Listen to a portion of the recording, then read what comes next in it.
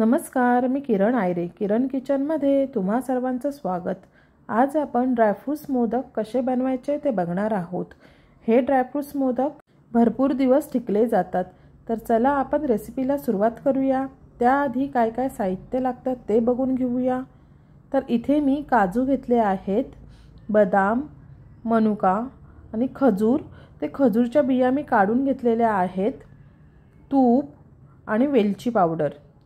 तर आपण एक कढई घेऊया आणि त्यामध्ये मी तूप घालते.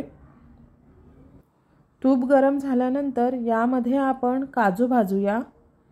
गॅस आहे हा मीडियम ठेवायचा आणि यावरती आपण सर्व ड्रायफ्रूट्स आहेत हे आपण भाजून घेणार आहोत.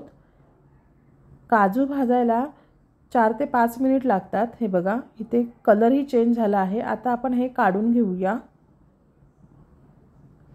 आता याच कढईमध्ये मी बदाम घालते आणि बदामही चांगले भाजून घेते. ड्रायफ्रूट्स भाजल्याने मोदकाला छान असा स्वाद येतो आणि मोदक खाताना क्रंचीपणा येतो आणि छान मोदक टिकले जातात. तर हे बघा, इथे आता भाजून झाले आहेत, काढून घेऊया. आणि याच कढईमध्ये मी आता मनुका घालते.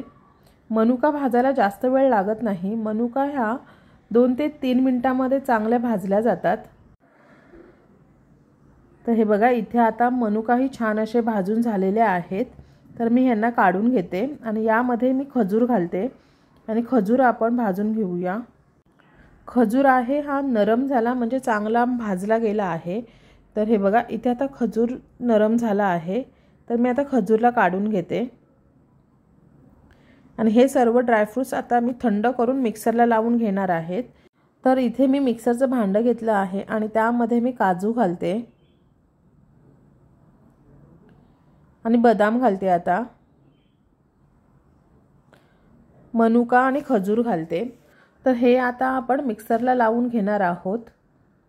तर हे बघा, हे मी मिक्सरला लावून घेतले आणि हे मी असे मिक्सरला लावून घेतले आहे म्हणजे थोडे जाडसर आहे.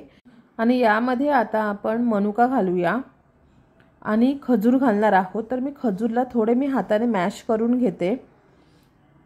हे मी चांगले बघा मॅश करून घेतले आहे. हे आता आपण या साहित्यामध्ये घालूया आणि हे सर्व चांगले परत मिक्स करून घेणार आहोत. तर मी चांगले हे मिक्स करून घेते. वेलची पावडर घालूया आपण आणि हे चांगले परत आपण मिक्स करून घेऊया. हे बघा, इथे मी सर्व चांगले असे मिक्स करून घेतले आहे. इथे मी साचा घेतला आहे आणि पिस्त्याची कापं मी यामध्ये घातली आहेत.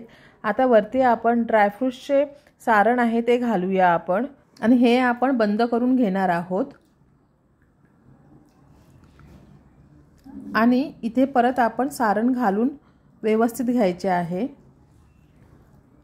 तर हे बघा, इथे मी घातले सारण भरपूर असे व्यवस्थित दाबून घ्यायचे.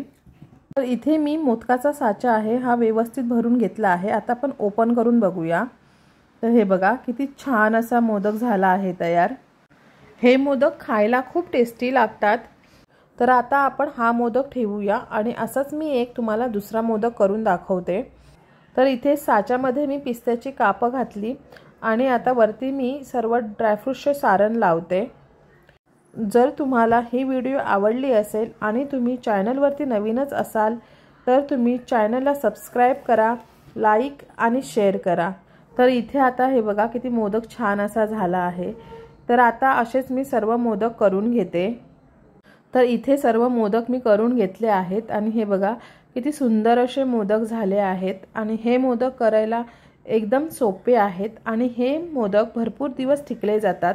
तर चला भेटूया अशीच एक नवीन रेसिपी घेऊन. तोपर्यंत नमस्कार.